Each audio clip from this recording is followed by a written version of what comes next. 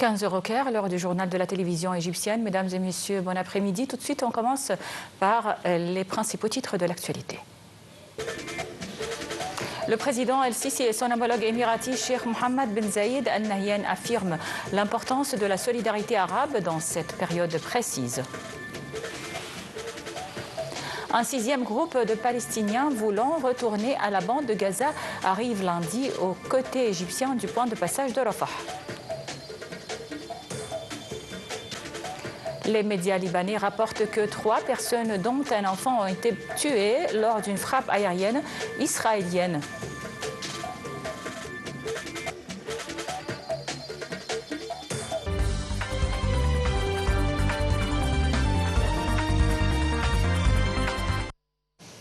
À la une de l'actualité, le président Abdel Fattah el-Sisi et son homologue Sheikh Mohammed bin Zayed Al Nahyan ont affirmé l'importance de la solidarité arabe dans cette période précise dans la région du Moyen-Orient. Lors de leur entretien à la capitale émirati, Abu Dhabi, le président el-Sisi et Sheikh Mohammed bin Zayed ont effectué une tournée dans l'université de Mohammed bin Zayed pour l'intelligence artificielle.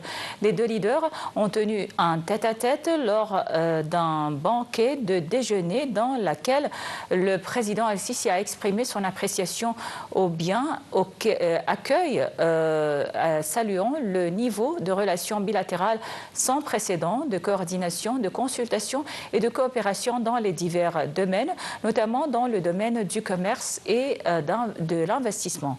Pour sa part, Sheikh Mohammed bin Zayed a souligné la confidentialité des relations reliant les deux pays et l'attachement des Émirats arabes unis à relancer les relations avec l'Égypte, surtout dans le domaine du commerce et d'investissement.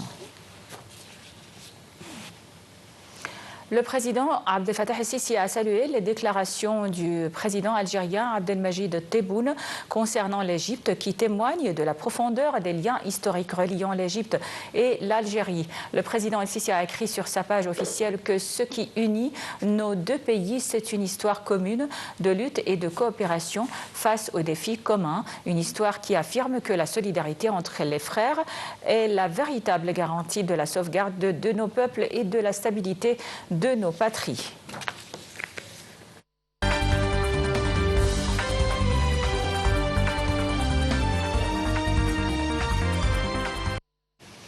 Le Croissant Rouge égyptien a lancé le 134e convoi d'aide humanitaire de Zed el-Izza vers la bande de Gaza afin de soulager la souffrance des Palestiniens.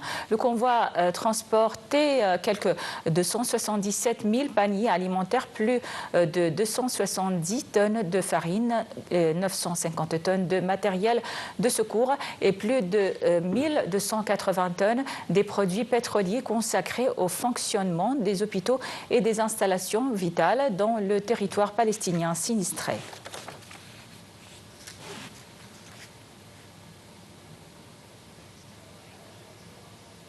Un 6e groupe de Palestiniens voulant retourner à la bande de Gaza est arrivé lundi au côté égyptien du point de passage de Rafah. Selon un responsable au point de passage, les autorités achevaient actuellement les procédures du retour de ce groupe de Palestiniens. Selon la même source, une équipe du Croissant Rouge égyptien aide à faciliter les procédures en coordination avec les autorités compétentes. D'autre part, les autorités de santé s'apprêtent à recevoir le 6e groupe de blessés et de malades palestiniens venant de la bande de Gaza pour être soignés dans les hôpitaux égyptiens. Sur le terrain, 4 combattants palestiniens sont tombés en martyrs sous les balles des forces de l'occupation dans le sud de la bande de Gaza. Selon l'armée israélienne, les combattants ont attaqué ces soldats en sortant d'un tunnel à Rafah. Dans un communiqué, l'armée de l'occupation a dénoncé une violation flagrante, selon ces termes, de l'accord de cessez-le-feu entre Israël et le mouvement Hamas. Des combattants du Hamas sont coincés dans des tunnels de Rafah sous une partie du territoire palestinien occupé par l'armée israélienne dans le cadre de l'accord de cessez-le-feu en vigueur depuis le 10 octobre. Ce secteur se trouve à proximité du passage de Rafah, seul accès vers le monde extérieur pour les habitants du territoire qui était largement fermé depuis mai 2024. L'Égypte a fermement condamné les décisions adoptées par Israël visant à enraciner les plans de l'annexion illégale des territoires palestiniens en Cisjordanie occupée. Les décisions prévoient de faciliter l'emprise sur des propriétés palestiniennes, changer le statut légal de Hébron au profit des forces de l'occupation. L'Égypte considère que ces mesures s'avèrent une violation flagrante de la loi et des résolutions internationales et contredisait l'accord de Hébron signé en 1997. À cet égard, l'Égypte a réitéré son refus catégorique de toutes les pratiques de l'annexion et de la colonisation qui anéantissent les chances de la paix et sèment la tension et l'instabilité dans toute la région. L'Égypte a exhorté la communauté internationale et surtout le Conseil de sécurité de l'ONU d'assumer leurs responsabilités afin d'arrêter ces violations et protéger le peuple palestinien et notamment son droit à un État indépendant selon les frontières de juin 1967 ayant Jérusalem comme capitale. Les médias libanais ont rapporté que 3 personnes, dont un enfant, ont été tuées lors d'une frappe aérienne israélienne qui a ciblé un véhicule dans la ville de Yanoug, dans le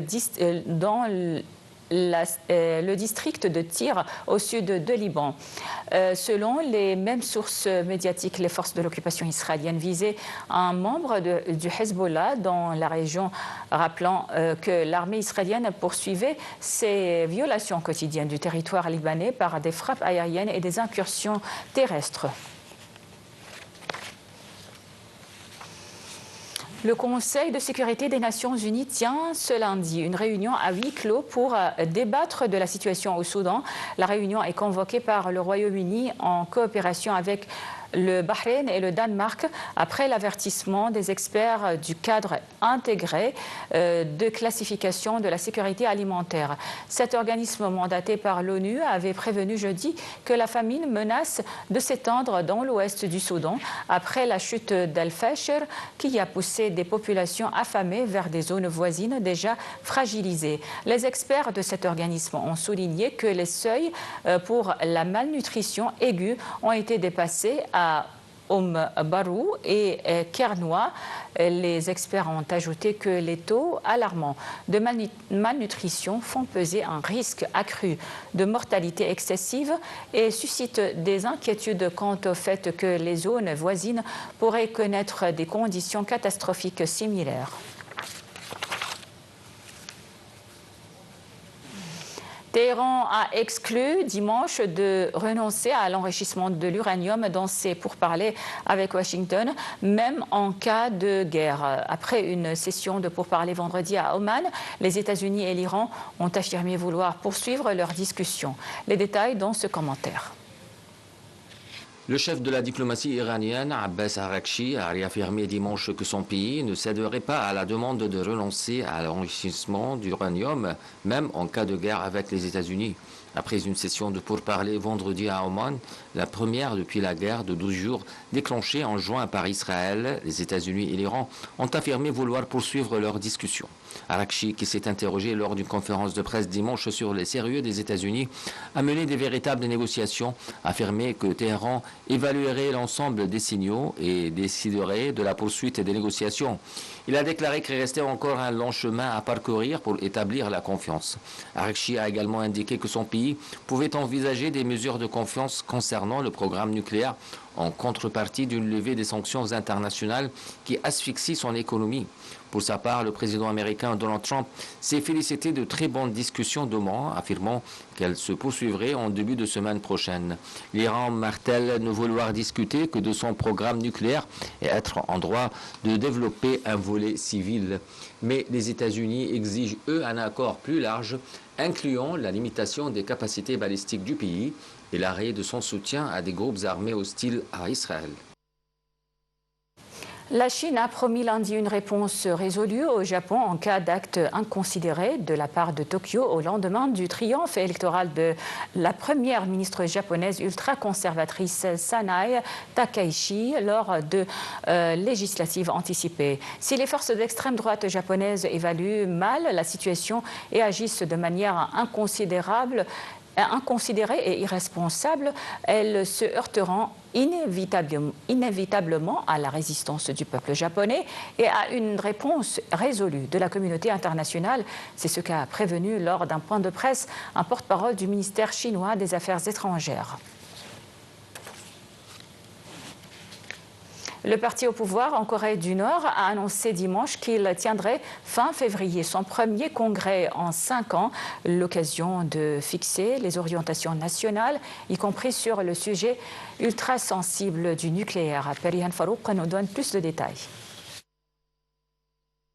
L'agence de presse officielle nord-coréenne, la KCNA, a rapporté que le bureau politique du comité central du Parti des travailleurs avait adopté à l'unanimité la décision d'ouvrir le 9e congrès du Parti des travailleurs à Pyongyang fin février 2026.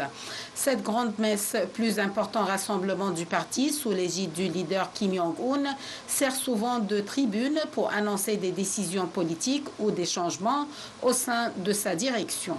Depuis la dernière réunion en 2021, la Corée du Nord a déclaré irréversible son statut de puissance nucléaire, l'a inscrit dans sa constitution et s'est considérablement rapprochée de la Russie, dont elle soutient l'effort de guerre en Ukraine en lui fournissant troupes et matériel. Fin janvier, Kim Jong-un avait affirmé que Pyongyang comptait, lors du congrès, clarifier les plans pour la prochaine étape visant à renforcer la force de dissuasion nucléaire en dépit des lourdes sanctions internationales.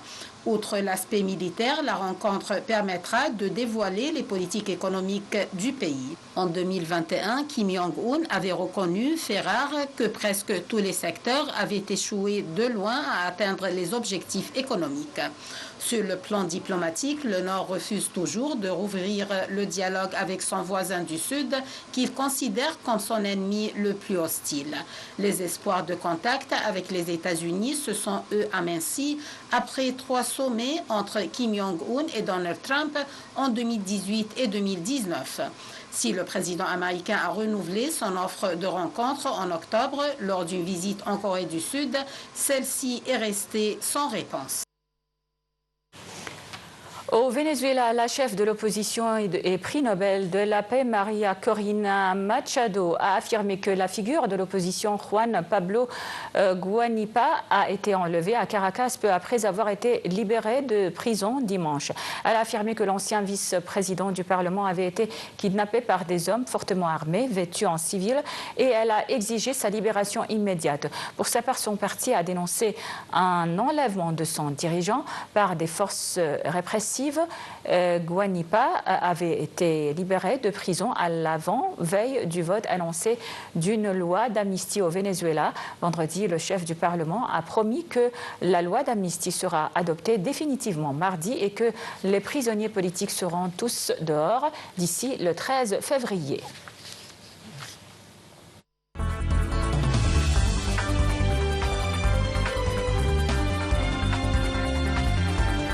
Voilà donc, c'était tout pour le journal. Merci pour votre attention et passez d'excellents moments sur la télévision égyptienne.